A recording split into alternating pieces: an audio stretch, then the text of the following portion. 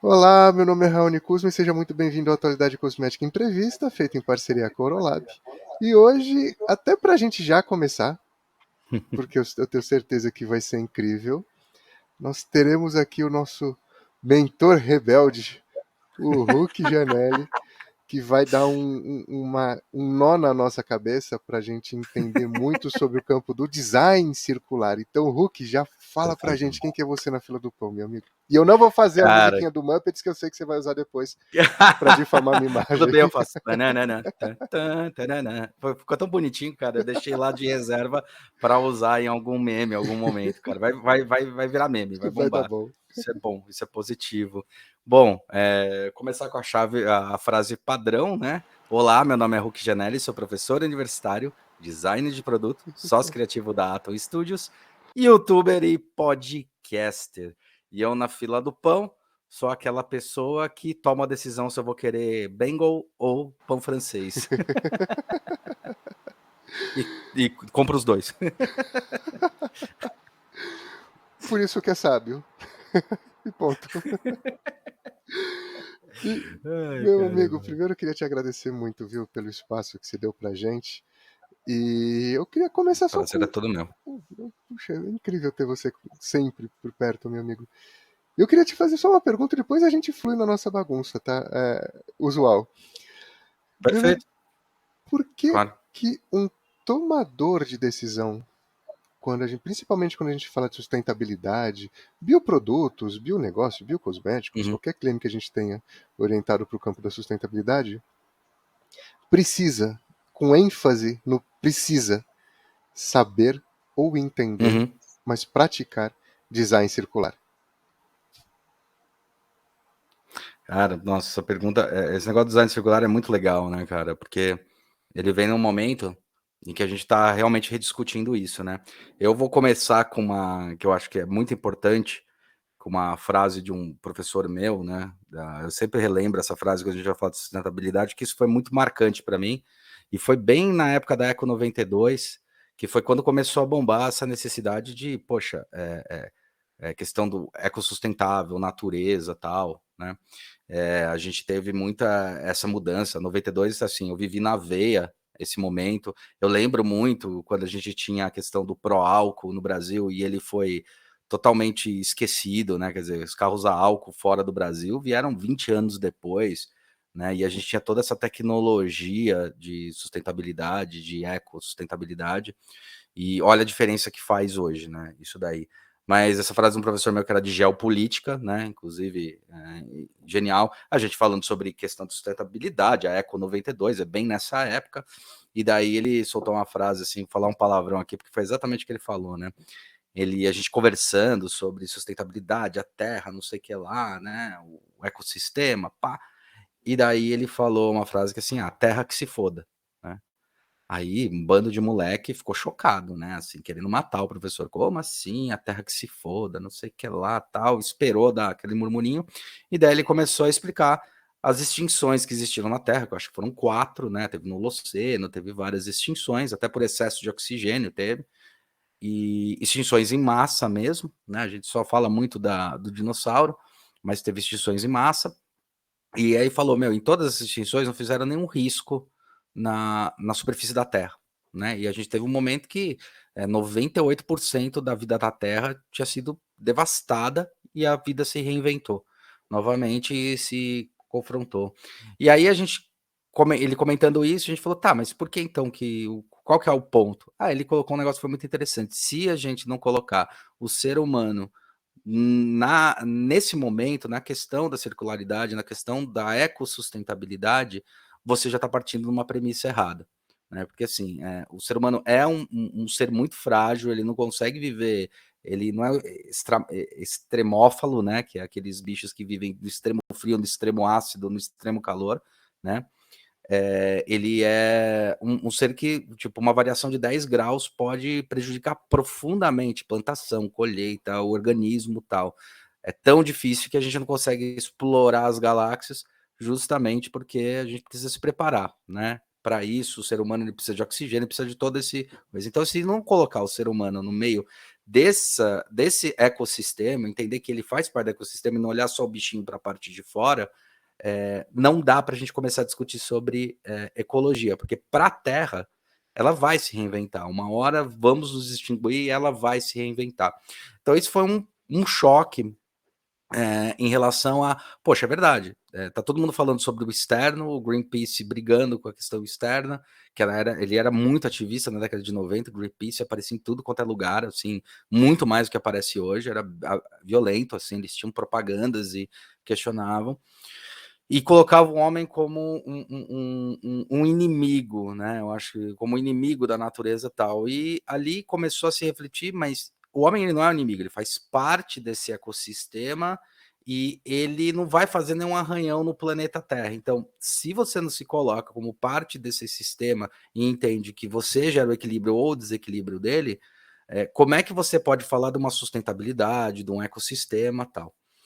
Então, isso foi muito, muito importante. Aí a gente entra na questão do design circular. O que é o design circular? O Cradle to Cradle, né? Que vem lá de um termo já antigo, que era o Cradle to Grave. Eu gosto muito do Cradle to Cradle, que ele vem na década dos anos 2000, bem forte.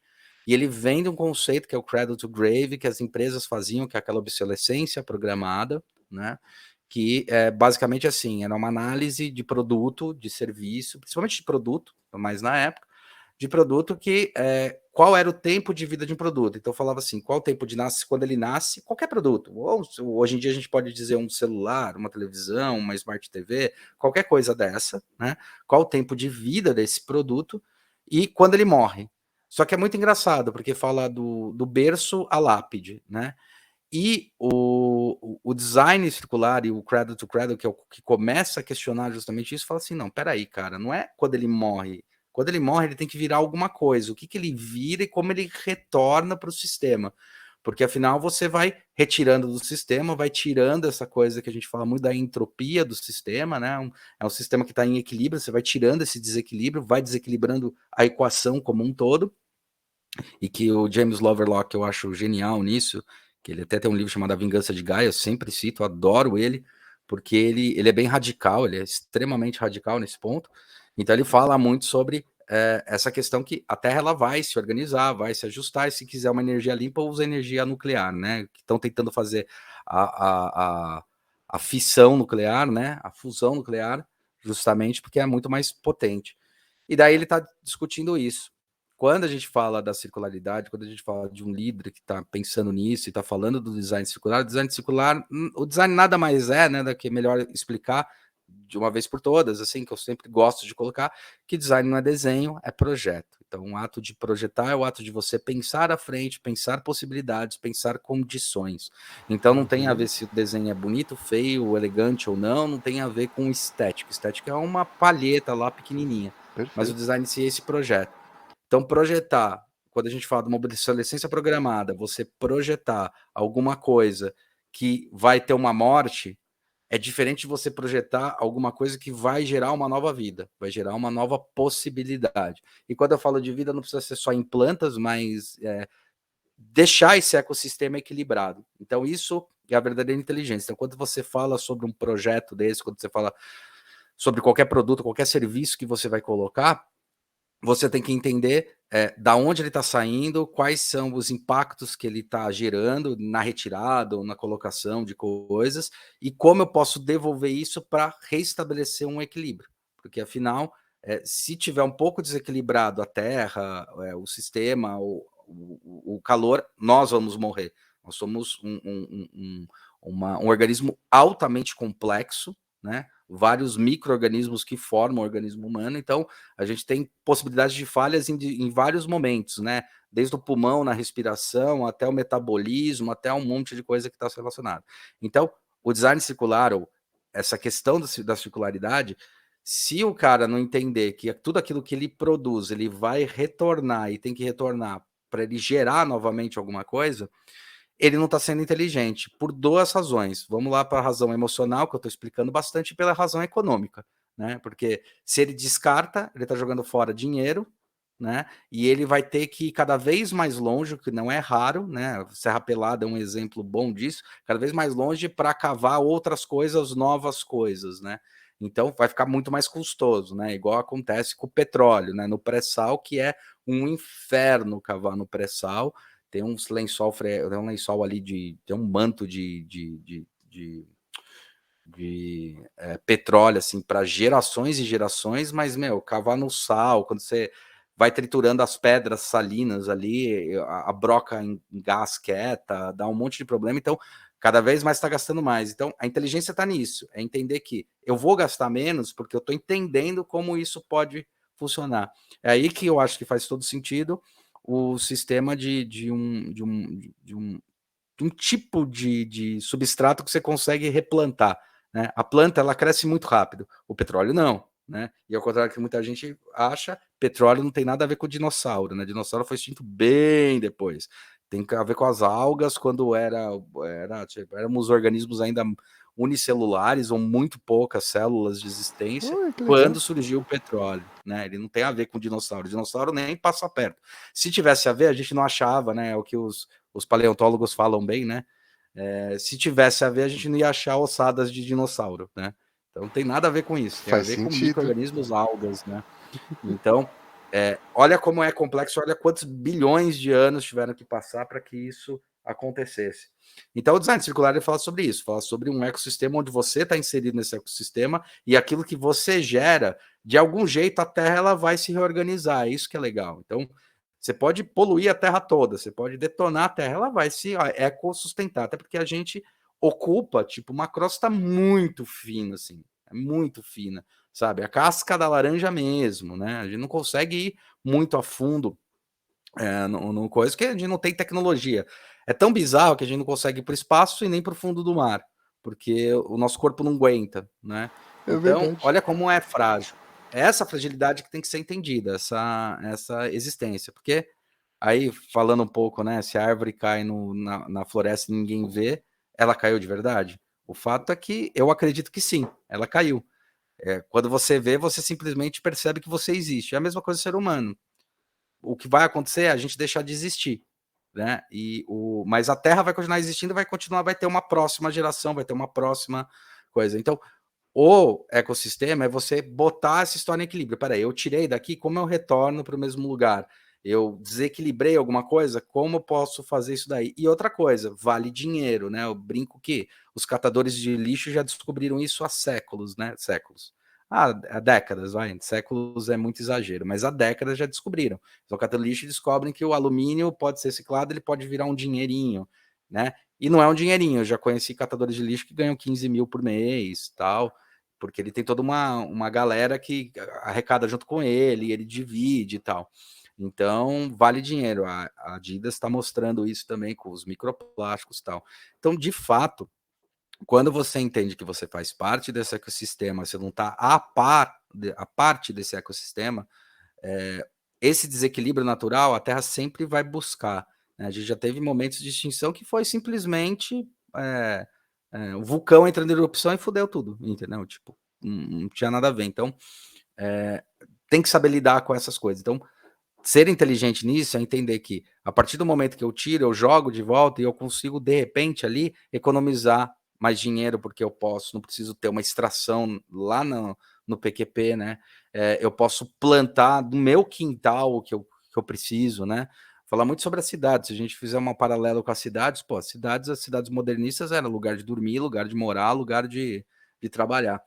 E isso eu acho bem absurdo, assim, né? E agora a gente está falando sobre micropolos nas cidades, a legislação do NDE já fez, inclusive as zonas mistas, porque entendeu que o organismo vive ali. Então imagina você conseguir plantar realmente do seu lado seu próprio combustível, né? O seu próprio elemento.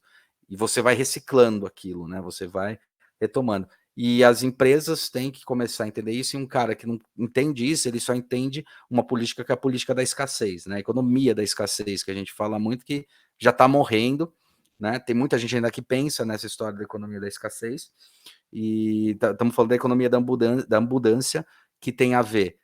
As ações também que você faz são ações que vão reverter, né? Então, às vezes uma ação social, por exemplo, que uma empresa faz, ela também reverte como boa propaganda, boa imagem, bons negócios, né? E a internet vem aí também para potencializar bastante que eu não preciso mais ter produtos, eu posso ter serviços, isso que é legal, né? Então eu posso ter vários tipos de serviços que vão continuar prolongando a existência do meu negócio e vão continuar garantindo que as pessoas entendam e consumam de maneiras diferentes e paguem de maneiras diferentes o que eu tenho. Então isso ajuda também a potencializar essa inteligência de ecossistema.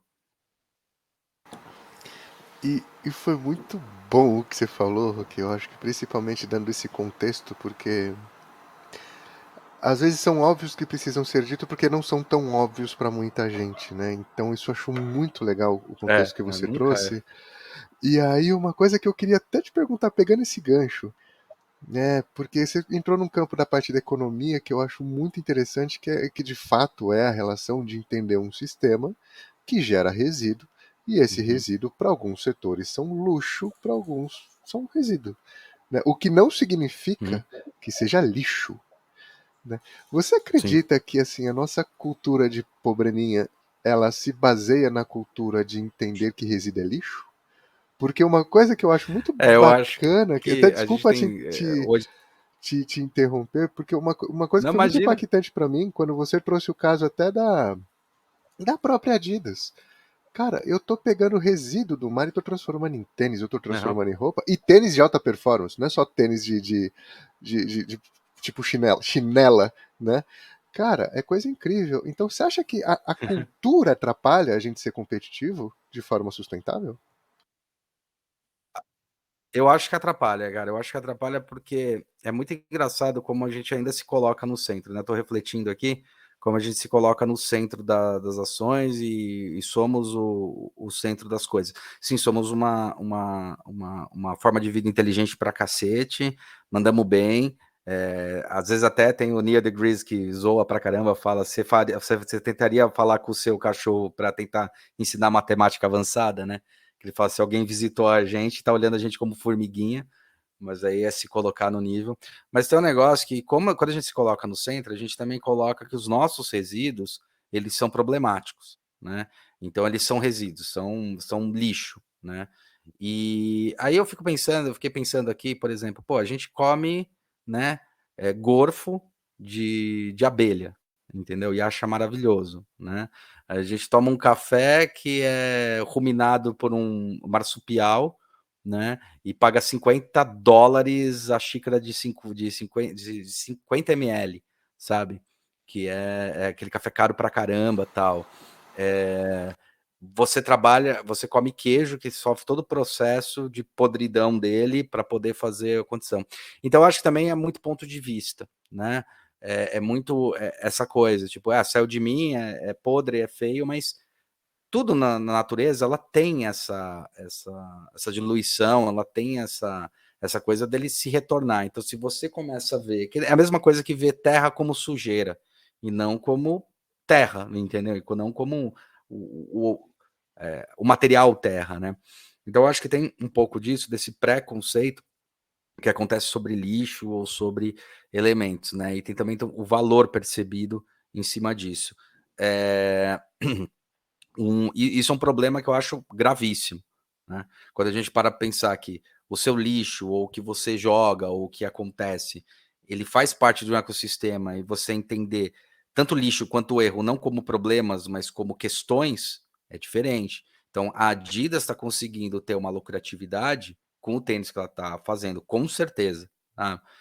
E é óbvio, sempre tem aquela discussão, né? Discussão com o próprio Elon Musk, discussão com o próprio várias pessoas aqui não defendendo, mas entendendo a posição de que por que eu vou investir em tecnologia lá em cima se aqui embaixo está tudo fodido? Porque são essas tecnologias que ajudam a desenvolver muita coisa aqui embaixo.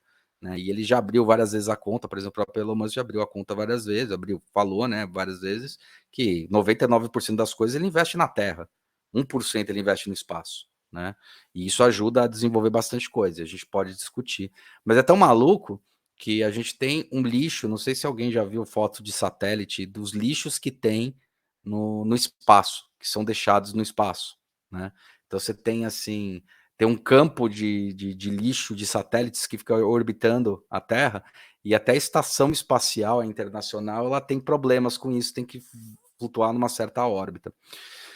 Então, tudo aquilo que você entende como lixo, que vai ser descartado, que você vai empilhar em algum lugar, né, é um problema, porque ele já teve um valor, e ele tem um valor, aqueles materiais, aqueles elementos têm um valor. Então, eu acho o problema quando se chama de lixo e entender que lixo é alguma coisa ruim, né? Lixo é simplesmente algo que foi descartado, que não é mais usado para aquele princípio, para aquele momento.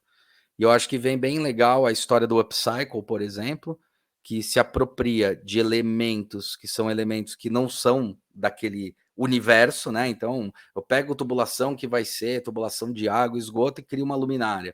Ou eu pego um ralador, eu adoro aquelas luminárias de ralador, né? De queijo e tal, e o cara faz uma luminária. Ele ressignifica. Eu acho que é ressignificar, repensar o lixo como ressignificação. E tem muita coisa que dá para ser feita. Então, parar de olhar o lixo como sendo algo assim, nossa, é nojento, e começar a olhar de uma maneira mais assim, tá, o que disso daqui que foi descartado eu posso utilizar e refazer coisas novas. A gente já tem uma tecnologia tão forte que está sendo desenvolvida, acho que em Sorocaba, uma empresa que desenvolve Sorocaba, que eles já conseguiram, por exemplo, reciclar plástico num nível para ser de primeiro consumo. Porque o que acontece? Para produtos alimentícios, o plástico ele tem que ser um plástico virgem, porque ele pode estar contaminado. Os caras conseguiram pegar plásticos que foram jogados fora, Nossa, que retrabalhar incrível para isso. deixar ele de novo em câmara branca, que a gente fala, em câmara que é todo esterilizado e tal. Então já existe isso daí. Então, existe possibilidades de você ressignificar. Ressignificar o próprio valor do lixo, né? Não é um lixo, é uma descartabilidade. E como é que eu descarto isso de uma maneira adequada? Né? Adequada né? Nem só a pessoa descartar, mas como a indústria olha aquilo como algo lucrativo. É óbvio que para qualquer tecnologia, e aí está o ponto neurálgico, que eu acho que a história está aí para mostrar para a gente, com milhões de exemplos, e são milhões mesmo, que a primeira vez que você vai fazer alguma coisa, é óbvio que é caro.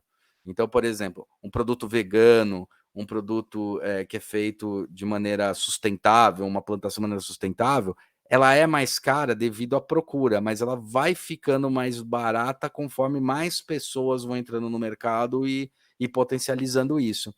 Tinha até no livro De Onde Vêm as Boas Ideias, ele até comenta que você tinha uma aceleração de mais ou menos uns 10 anos para que alguma coisa que foi inventada entrasse no mainframe.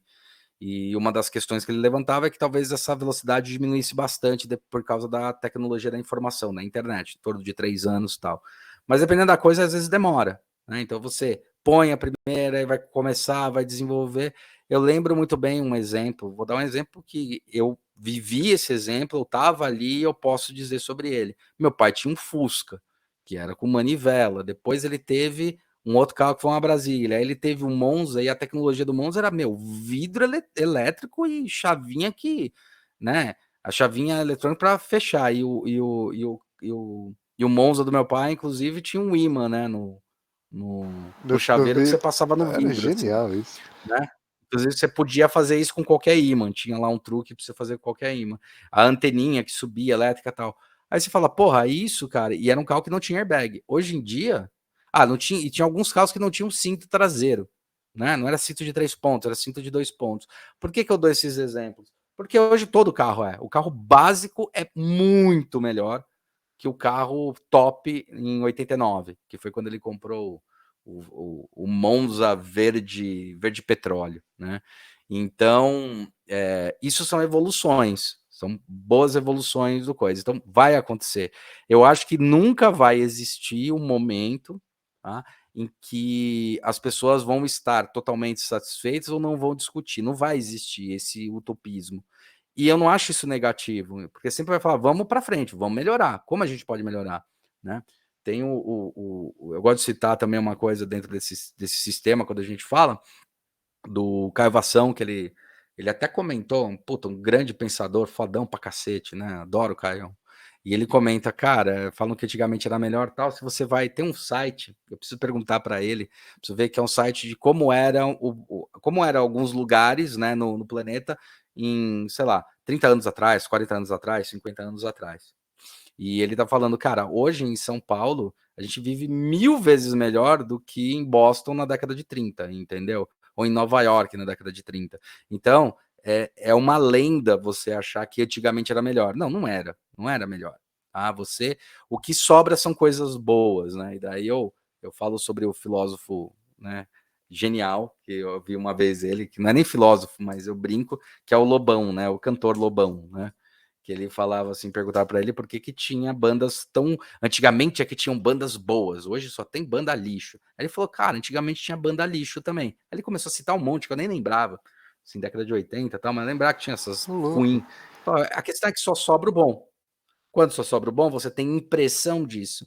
Então, essas movimentações de Boa. empresas, marcas, fazendo as coisas, vai sobrar, e aí é que a gente está falando a longo prazo, vai sobrar lá para frente. Né? Vai sobrar aquilo que é realmente positivo lá para frente. Então, acho que esse que é o principal ponto. O lixo tem que ser entendido como uma parte do processo e não como com nojinho, né? Você tem que ter nojinho do lixo, porque na verdade você consome lixo o tempo todo. Petróleo é lixo, né? É, organismo podre, né?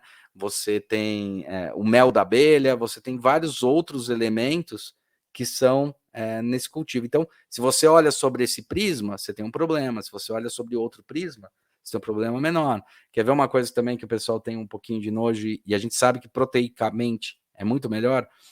Barata, esses insetos que têm valores proteicos altamente proteicos, né? Que na China se come muito. Aqui, não precisa nem tão longe, né? Em Minas você tem a farofa de tanajura, né?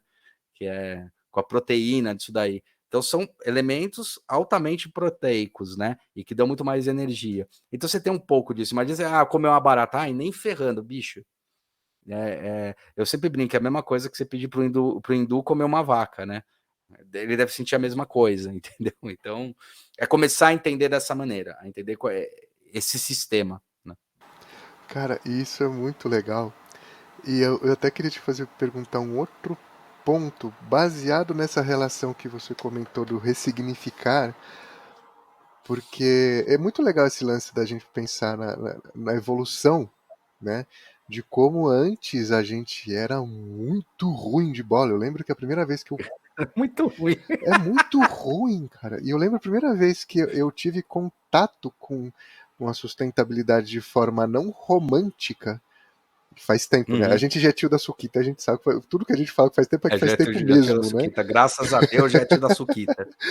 Que foi Adoro ser num tio da Suquita. livro chamado Manual de Negócios Sustentáveis do Roberto Esmeraldi, que faz muito tempo. Eu sei qual que é, não li, eu sei qual que é. Muito Cara, bom. e foi incrível, foi tipo, sabe? Porque ele falava, olha, tudo tem uma sistemática, tudo tem processo, tudo tem ação, impacto. O Uhum. impacto é relativo ao que a gente faz do processo. E era muito incrível isso, porque se a gente consegue ver hoje, né, você que foi professor do primeiro pitch, né, ABC, que a gente trabalhou muito nessa relação de pensar de como traduzir pesquisa científica em modelo de negócio, há 4 anos atrás a gente começava a ver um nível de Uhum. pesquisa acadêmica já falando de como a gente pode reutilizar ativos e transformar resíduos de ativos da área de alimentação, da área de fármaco, de fármaco não, desculpa, viajei, na área de Uhum. alimentação e suplementação que existe, né, vitamina A, vitamina B, vitamina C, Uhum. Uhum. se tornarem ativos potentíssimos da área de cosmético, né? E aí eu queria te Nossa. fazer uma pergunta Tá. de como é que um designer pensa o processo sustentável? Qual que é a visão do designer nessa relação de vamos parar de falar que a gente tem que abraçar a árvore e vamos começar a falar de fato de prática e essa prática orientada para E vamos resultado? abraçar, né? E vamos abraçar, porque tipo, sustentabilidade é negócio. É isso que no final das contas faz a coisa girar. Como é que um designer pensa nesse rolê? Isso é bem legal, né? Eu sou um cara que sou bem a favor do design thinking, só que eu abro um parênteses, não é o design thinking do Tim Brown, fecha parênteses. Não que o Tim Ótimo. Brown tá errado, né? Perfeito. Mas eu sou design thinking lá atrás, né? No início mesmo, 69 e tal, quando começa a se falar sobre isso, quando a primeira vez é discutido isso. E tem aí um negócio que é muito legal, que é a questão de você fazer análise ou síntese, né? Assim, sendo pragmático. Então, o que é fazer análise, né? Que é uma cabeça matemática, uma cabeça de um engenheiro, uma cabeça de um pessoal que está mais dentro dessa área da exatas, né? Análise, eu pego a quantidade de dados que eu tenho, analiso esses dados, identifico esses dados, analiso e chego em respostas. Só que isso demanda um tempo muito grande de análise, você fazer comparação de dados e a tomada de decisão posterior, ela demora muito. Ela demora muito porque eu estou ainda analisando esses dados para ter certeza qual o próximo movimento que eu tenho que dar. E aí na turma mais de humanas, né, e um pouco de artes, mas a gente se coloca mais na parte de humanas, nesse sentido filosófico, né, do jeito de pensar, a gente faz muito síntese. O que é síntese? É eu testar de fato e achar uma solução. Então eu tenho vários problemas e como eu conecto as pontas e eu vou testando aquilo constantemente para chegar em soluções. Então, ao invés de eu fazer alguns cálculos, se eu estou vendo que uma máquina não está funcionando, né? E a máquina está ali, o engenheiro ele vai calcular tudo aquilo, não, mas a pressão, não sei o que lá, bota em software, bota tal, e eu não estou falando que isso está errado, mas isso delonga muito tempo que você está fazendo análise disso daí tudo. O designer, ou um cara mais focado nisso, ele pegaria aquilo e falar, peraí, meu, vamos tentar apertar esse parafuso que parece que ele está tremendo e resolve o problema, né? Então, trepidação por causa, meu, aperta esse parafuso que tem uma chapa aqui com problema, que eu tô vendo que a chapa está com problema, né? Então, eu acho que um bom designer, né, um bom pensamento de design, esse design thinking aí, que se a gente fosse traduzir a ser pensamento projetual, né, pensamento de projeto, o que é um projeto? Eu tenho que entender da onde ele vai sair para onde ele vai chegar. A questão é, ele não chega simplesmente na descartabilidade, ele chega no mesmo ponto de onde ele saiu, ele de alguma forma tem que regular, tipo, se eu tirei de uma planta e devolvi, ele tem que pelo menos gerar uma planta de novo. Se eu tirei um elemento bioquímico, eu tenho que conseguir gerar esse elemento bioquímico de novo. Por que a gente fala muito sobre bioplásticos ou não, né, de bioplásticos? Lembrando que plástico não é um material, o material é uma resina, né? Resina polimérica. Plástico é um termo que a gente usa comumente, mas todo material é plástico ou elástico, não importa. São resinas altamente plásticas. É justamente isso, né? Então eu retiro da planta e quando eu devolvo para o solo, ela tem que virar o adubo para ter a planta de novo, porque o ciclo de vida de uma planta é muito rápido, né? Perto de um minério. O minério, cara, precisa de pressão, precisa de um monte de coisa, precisa acontecer transformações na Terra que para aquilo lá, cara, que vão demorar milênios para acontecer. Uma planta em um ano tá pronta. Em um ano tá. Então você pensa nesse ciclo. O projeto é justamente isso. O projeto é da onde eu saio, eu tenho que conseguir retroalimentar aquilo lá. Né? Então, como eu retroalimento? Então, o pensamento de design, quando você fala de um designer, ele tenta ver o todo. Né? Esse é o pensamento de fato do design. Ele olha o roadmap, para quem gosta de termino, o roadmap inteiro, e acrescenta mais. Tá, vamos acrescentar mais esse roadmap que existe, que é quando eu descarto, o que acontece? Então, não é eu jogo num lixão. Né? O que acontece quando eu descarto? O que isso vira? E é muito louco, né? Porque quando você para pensar pontualmente, várias pessoas têm aqueles sistemas ai, como é que fala? Não é reciclagem, é sistema de... Putz, perdi o nome, cara. Eu vou lembrar o nome Fica que eu te tranquilo. falo, aí você corta aí no ponto certo. Mas ai, como é que é o nome? Caramba, que tem em casa, tá ligado? Que o pessoal bota adubo, cria adubo, esqueci o Ah, nome. compostagem. Compostagem, obrigado, era isso. Você tem um sistema de compostagem em casa, né? Era isso mesmo que eu tava tentando lembrar, compostagem. Cara, que você faz na Perfeito. sua casa e você consegue vender. Tem uma menina, até a Julia Rimes, que o trabalho dela de TCC e depois foi acelerado lá no Red Bull Station, que eu ajudei, e hoje ela trabalha numa marca, ela é uma das diretoras de uma marca que cria máquinas para fazer compostagem, e um dos sistemas é interno, dentro de casa, assim como em grandes lugares. e já cria a máquina, já faz tempo que essa empresa existe, já faz 30 anos que essa empresa existe. Você faz compostagem dentro de casa e essa compostagem você percebe que o negócio pode virar adubo que você pode revender, que você pode fazer um monte de coisa em cima disso. O churume, ele tem um valor dependendo do que você faz com ele.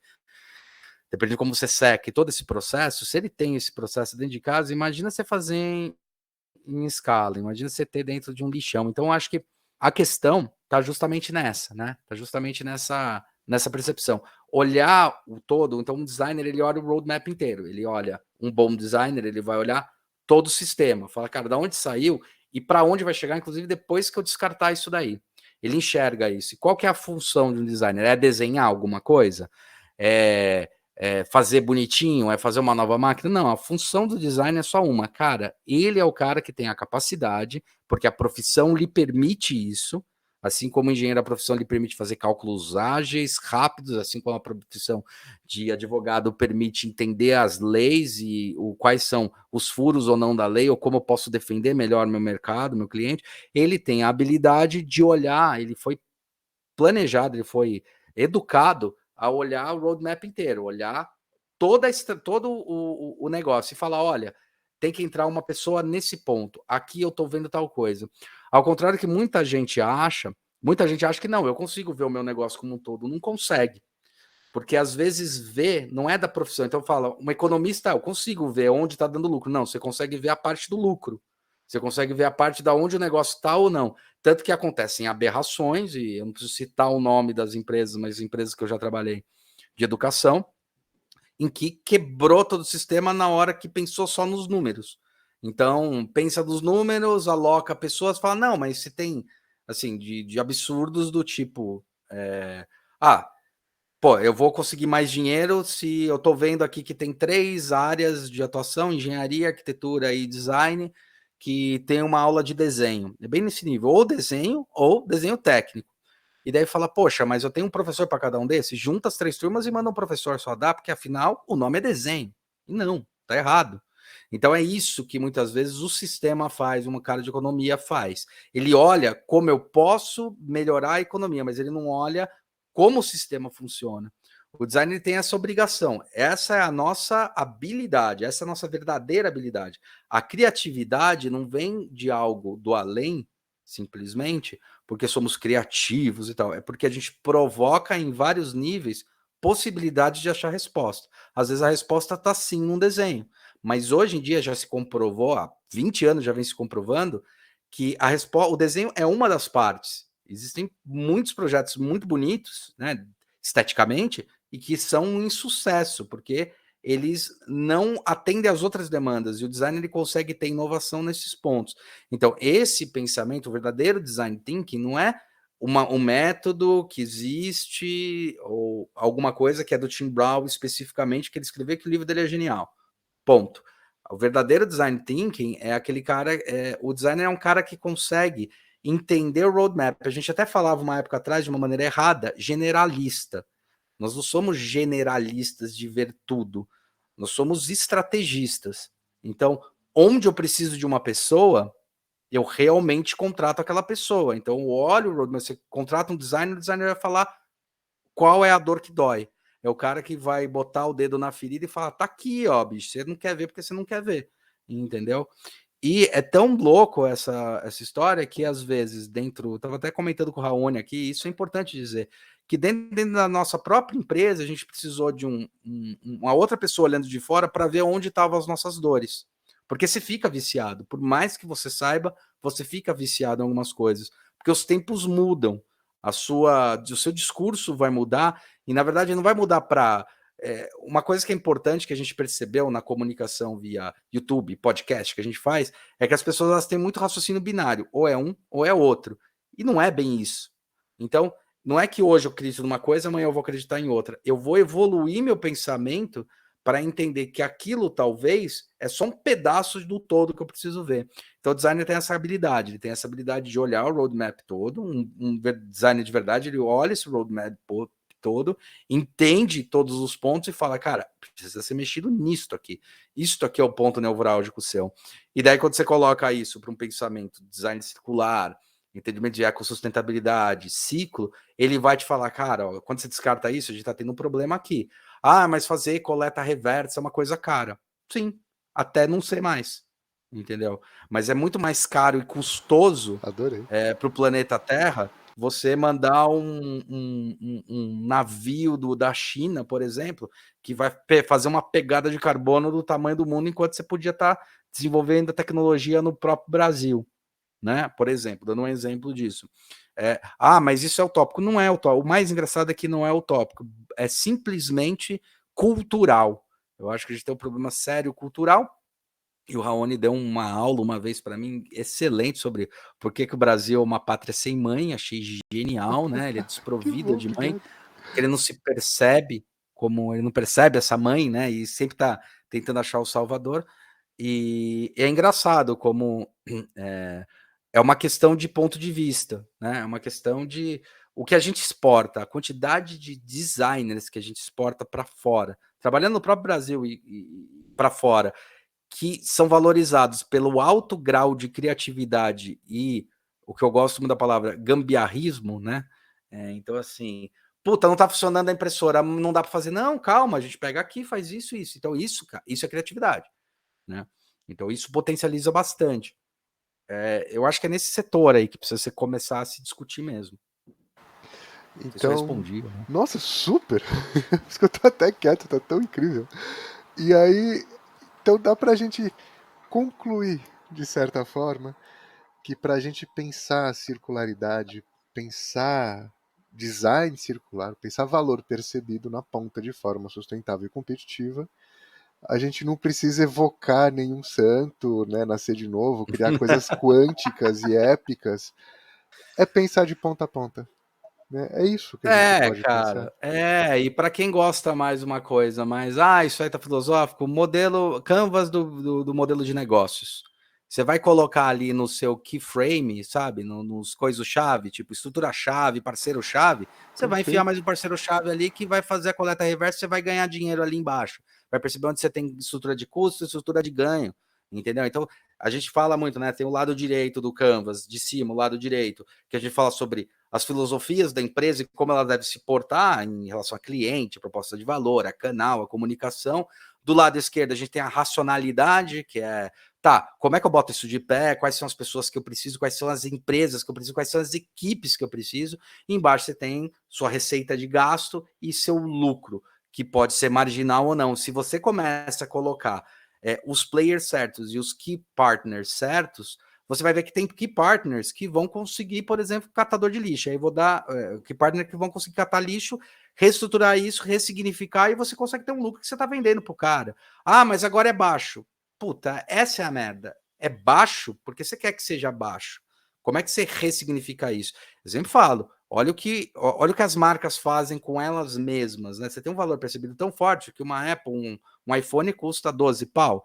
Mas não vale, para quem é racional, fala, mas não vale 12 pau. Né? Vale muito menos. O Apple 4, o iPhone 4, eu lembro que era $14 e era vendido a $400, um negócio assim.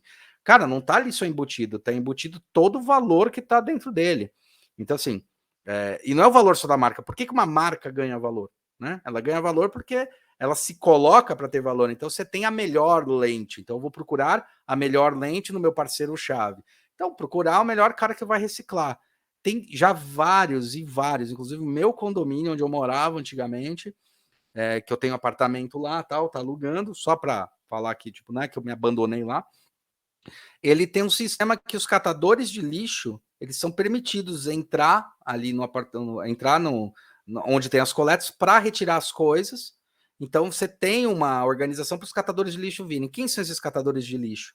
Cara, são os caras que têm um olhar, que nem um engenheiro tem um olhar para uma coisa, que não é advogado, ele tem um olhar para entender que aquele lixo vale, o olho brilha, entendeu? Tipo, quantas vezes já guardei latinha e separei num saquinho, o olho dos caras brilham, falou, caraca, é a mesma coisa que você investindo e falando, mano, meu dinheiro deu um pouco mais de luz, é isso, né? Tudo vai virar lixo, né? Tudo vai e vem de algum lugar assim. Então depende do olhar que você tem. Se as empresas começarem a identificar isso, são algumas coisas que vão acontecer. Você vai ter menos problema de de insumos, o insumo não está acabando, você tem insumo para caramba. Como ressignificar esse insumo, né? Então, esse que eu acho que é o principal ponto, né? De se olhar na circularidade. Olhar o roadmap todo é você começar a enxergar como um conjunto a obra, né? E entender que cada pessoa específica, quando a gente está falando sobre análise, síntese, não é que síntese é o ideal ou análise é o ideal. Eu nunca gosto de falar isso. Não é isso. Análise é ideal, síntese é ideal. Não. Às vezes você precisa fazer uma análise e às vezes você precisa pegar dessa análise e tirar a síntese. Às vezes botar a mão na obra é mais rápido e mais ágil para prototipar. E daí você fala, cara, agora a gente tem um grupo muito menor, né? Quando a gente faz mestrado, doutorado, qualquer coisa assim, né? Após menos, mas mestrado, doutorado, quando são estrito senso, eles falam, acha um recorte. É isso. Então, é o recorte. Nesse recorte, eu preciso fazer realmente uma análise, né? Eu não posso fazer uma síntese. Agora eu tenho um recorte menor. Faça análise desse bloco de situações. Então, o designer, ele vai saber colocar esses elementos nos pontos adequados. É isso. Esse é o pensamento estratégico, que você pode muito bem chamar também de estratégia. Sim, somos estratégicos. Por isso que a gente fala que é estratégico, né? Porque a gente olha esse roadmap. E, novamente, falando sobre roadmap, o que é o roadmap, para quem não sabe, é simplesmente você bota numa linha reta, entre aspas, né? Porque é óbvio que tem várias diretrizes, é quase, né, você fazer um organograma e tal, mas você bota no roadmap e vê quais são os pontos neurálgicos que tem. Fala, vamos consertar aqui tem uma questão, ó, aqui precisa chamar uma pessoa que é interessante e tal, né? E isso é bem importante. Quando a gente olha um modelo de negócio, hoje em dia eu falo, para um designer ser completo, ele tem que saber ler um canvas, um business model canvas, porque ele tem que saber onde é a dor do cliente, onde é a dor que dói, né? Se é o próprio cliente, se é, de repente, às vezes, um insumo que ele está fazendo errado, se ele pode se validar de outras coisas mais importantes, né?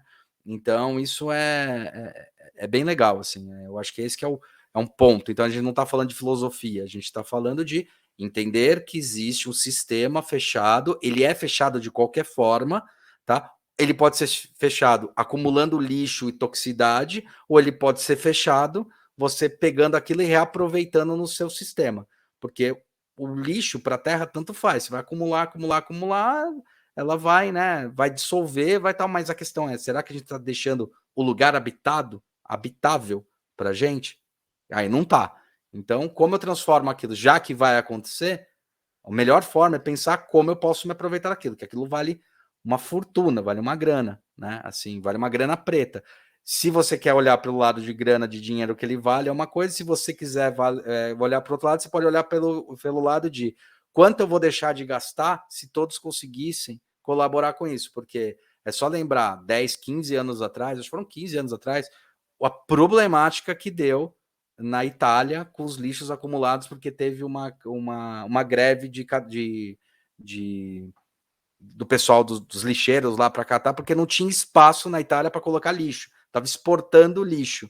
Quer dizer, cara, olha que absurdo. Você pega o lixo que pode valer dinheiro, você bota mais dinheiro para exportar ele para um outro país. Como assim, cara? Tanto que o Brasil teve que pegar de volta, né? Acho que da Inglaterra.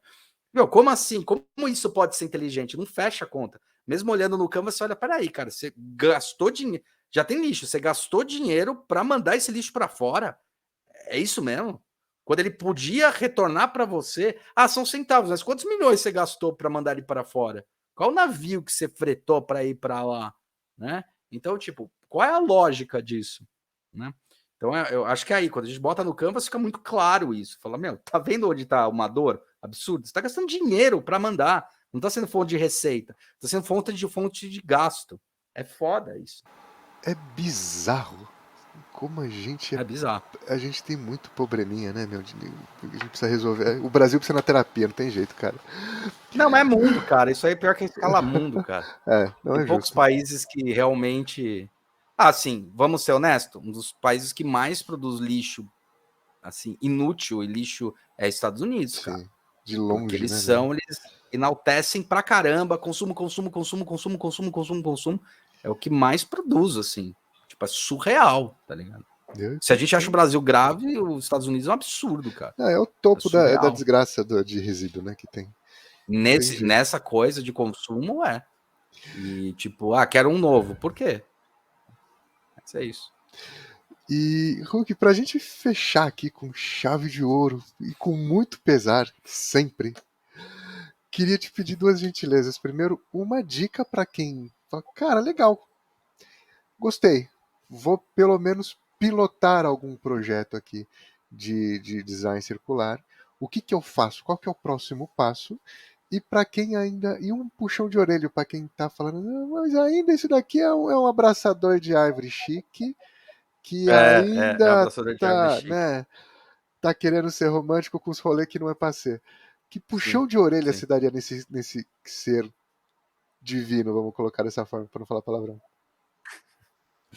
Cara, é engraçado porque se você olha realmente para grandes empresas multinacionais, elas já são obrigadas a fazer esse sistema de reciclagem de lixo e olhar. Então a gente fala uma Coca-Cola, toma um puta cuidado com as fontes renováveis de água, porque ela sabe que ali está a questão. Você vê uma Tilibra ou qualquer empresa que produz papel, o quanto ela usa aquele resto de madeira para poder botar no próprio forno para reaquecer, porque para eles um centavo que eles gastam é muita coisa, porque são toneladas, né? Então, você já tem dentro das próprias grandes empresas multinacionais, primeiro que o governo já chancela falando, você vai ter que fazer isso aí direito, cara, senão você vai ter que fechar as portas, entendeu? Então é simples assim, tá?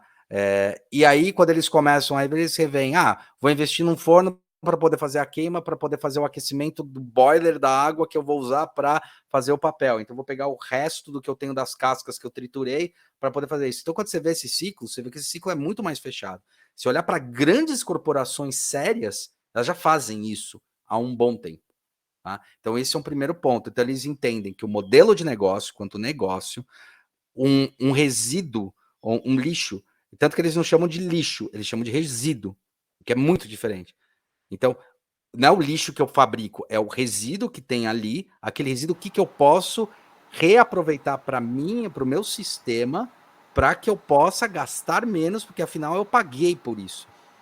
Né? Então, quando ele fala, vou comprar um forno de 12 milhões, sei lá, para poder aquecer isso, para eles não é nada. Tá? Em relação a custo. Você não precisa de um forno de 12 milhões para queimar, entendeu? Mas ele usa aquele para aquecer a caldeira que precisa, daí ele vai usar menos água, não sei aonde. Onde aconteceu muito isso, e quando a água bate na bunda é interessante, aconteceu isso na casa de cada um, né? Quando teve a crise hídrica em São Paulo, cara, todo mundo começou a botar cacimba e começou a fazer água de reuso e cara, sistema simples de água de reuso, né? Hoje em dia, em construção civil, é obrigatório você usar água cinza, que a gente fala. Tem água verde, que é a pura água cinza. Você vai ter que reaproveitar aquela água para um outro sistema. Você tem, por exemplo, Senac, que eu dou aula aqui, que eu posso comentar. Cara, o sistema de tratamento deles, que a água que vai usar para as privadas, não é a água pura, né? É a água retratada no sistema deles e jogada para dentro para dentro dos banheiros para que seja reutilizado. Então, uma água de reutilização. Isso para grandes empresas já são. As pequenas empresas, elas têm que começar a entender. Se elas botarem realmente no Canvas, e novamente, falando sobre negócio, botar no Canvas, vocês vão ver o quanto de dinheiro vocês estão perdendo. Vocês talvez estejam gastando duas vezes. Porque, eu preciso. Mas eu vou queimar, vou comprar um forno para fazer isso daqui? Não, cara, eu já compro dali, tá bom. Não, não tá bom. Porque você está gastando, porque você já perdeu o dinheiro que você já comprou aqui, inclusive aquele resíduo que você está chamando de lixo absurdamente, e está comprando uma outra coisa para gerar uma solução que o seu próprio resíduo já podia gerar para você. Então, quando você coloca ali, você começa a ver que a conta não fecha, né? Que você tem muito resíduo dentro disso. E eu estou falando, assim, hoje existe um grande crescimento, e eu acho que os maiores mercados que a gente tem no Brasil, a maior quantidade de agricultores são de pequenos agricultores, por exemplo. E esses pequenos agricultores, que a maioria que faz isso daí, eles ainda também não estão preparados para muita coisa, porque a gente fala sobre ecossistema, mas eles estão preparados para jogar fora, eles estão preparados para reutilizar a água de maneira adequada. Então, quando você fala em pequenos ciclos, né? E é a mesma coisa para suas empresas. Você tem uma serralheria, você tem uma madeireira, né? Ou faz madeira, o que você faz com o pó da madeira? Não sei se você sabe, mas o MDF é pó de madeira, cara. Você podia revender isso daí. Você junta. Ou você joga fora no lixo, né? Joga fora no lixo foi bom, foi genial, foi aquela redundância. Então, se você olhar, ele tem um valor, você consegue revender isso daí, você gira o mercado da economia mesmo, economia global, né? Quando a gente fala do... Eu gosto muito, eu sempre cito isso daí que eu acho genial que a Apple fez. Cara, todo mundo tem a porcaria da bundinha do carregador em casa. Vai sem bundinha, vai ficar menor a caixa, eu vou transportar menos, vai ser... Ai, mas aí ele tá pensando no bolso. Porra, mas não é isso que vocês estão falando o tempo todo? Negócio? Só que ele tá sendo inteligente. Ele falou, ele resolveu arriscar. E não é a primeira vez. A Apple, em 98, falou: meus computadores não vão mais com leitor de CD. Ponto final. E não vinha mais, porque o pendrive. Como é que a Apple faz isso? Porque ela contrata uma porra de um designer, que já era interno. Não é o Steve Jobs. O Steve Jobs não era designer. O Steve Jobs era visionário e entendia que aquela linguagem de design estratégica funcionava para a empresa dele. Quem desenhou o iPhone não foi o Steve Jobs, foi o Jonathan Ive, né? Assim, tipo, é bem simples, né? Então, assim, ele sabia que esse pensamento de design, que ele olha o todo, era importante para realmente ele não deixar escapar nada. E como é que o cara fala, mas ele tirou o CD, foi um golpe de sorte? Não. Depois o CD sumiu. Aí ele vem e faz a Apple TV um pouco antes das TVs virarem smart. Cara, vende a música, né, como coisa. Então não é o objeto. Ele entende o sistema como um todo. Ele entende, quando você vê o do iTunes, eu acho muito legal quando você fala de modelo de negócio, que ele fala, o meu principal não é vender o aparelho. Eu vejo que eu tenho venda nas músicas. O aparelho acaba entrando como um produto marginal de lucro. Sabe, assim, eu vendo os aparelhos, beleza, mas o que vai vender mais vão ser as músicas. Então é isso, o design ajuda a falar, cara, você pode ganhar dinheiro aqui, aqui, aqui, aqui, aqui, aqui, aqui, onde você está a fim de investir? Ou como você chega nesses pontos, nesses espaços? Então, olhar dessa maneira. Então, não é utópico, não é utopia. Utopia é falar, é tudo lindo, não vai ter guerra no mundo, ninguém vai brigar. Isso é utopia, né? É você olhar realmente para o seu modelo de negócio, olhar ali fixo, olhar e falar, cara, eu estou gastando tal coisa. Vocês não fazem isso, por exemplo, a equipe de compras ou a equipe de vendas de uma empresa não tem que fazer a compra, vou fazer um catálogo de 3 possibilidades para ver em quem que eu compro. Como é que você toma a tomada de decisão? Equipes inteligentes de compra fazem a tomada de decisão por melhor custo-benefício e não melhor custo. Porque ela sabe que lá na frente o produto tem que ter melhor custo-benefício. Eu já fiz uma imersão numa empresa que cometeu esse erro gravíssimo, uma empresa grande, não vou citar aqui, uma empresa enorme que fez esse erro gravíssimo, e a outra empresa me contratou para consertar isso dessa primeira empresa, porque ela fazia licenciamento. Que foi isso, o pessoal de compras começou, não, mas vamos comprar aqui, ó, custa 25 centavos. E o público percebeu que aqueles 25 centavos que ele pagava na ponta R$10, porque era um brinde que vinha, mas não tem valor proprietário, não tem por quê? Porque olhou um foco em um ponto. Esse é o principal problema. Tá? O designer olha o todo e pode falar, cara, estou vendo um problema aqui, aqui, aqui. E não é por mágica. Faz uma análise. Bons designers às vezes demoram 2, 3 meses para fazer todo o levantamento e a análise da empresa e falar, cara, os pontos nevrálgicos são esses, dá para trabalhar desta maneira, organizar dessa maneira e não olhar sobre um ponto focal. Porque sobre ponto focal, às vezes é muito simples, como eu falei da própria educação, que aconteceu preciso ter lucratividade, em 5 anos eu preciso que a empresa pare de lucrar só 2 bilhões e lucre 4 bilhões. Simples, mexendo com os números, tira professor, bota professor que sai mais barato. Mas o quanto você está degradando da educação lá na frente, o quanto isso vai impactar nas empresas que estão desesperadas, porque várias empresas falam a mesma coisa, estão desesperadas por mão de obra boa, qualificada. Né? Você tem uma mão de obra muito desqualificada. Né? Então, isso é um impacto. Eu acho que eu fui até longe, mas eu queria explicar de uma maneira mais racional mesmo. Para falar, não abraçar a árvore é a parte do sistema. Você também tem que abraçar a árvore que faz sentido, entendeu? Mas é essa matemática que faz, é essa análise. Análise do roadmap inteiro, colocando negócio no meio, entendendo que faz parte de um sistema e às vezes desenhando como vai funcionar, de que maneira pode atender melhor.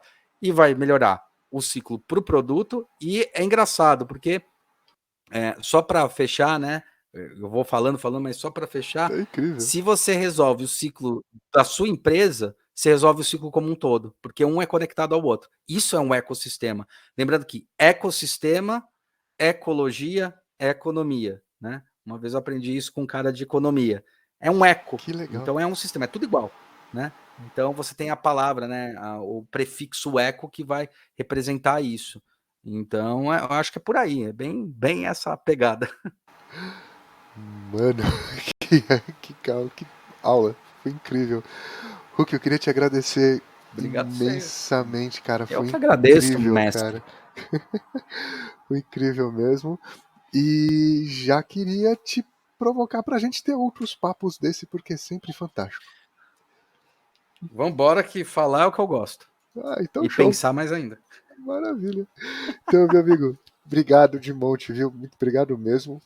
E Obrigado você, cara. muito obrigado a você que também ficou até o fim dessa entrevista e muito em breve mais papos incríveis como esse para vocês. Até já. Mais papos incríveis. Bom dia, boa tarde, boa noite e até a próxima.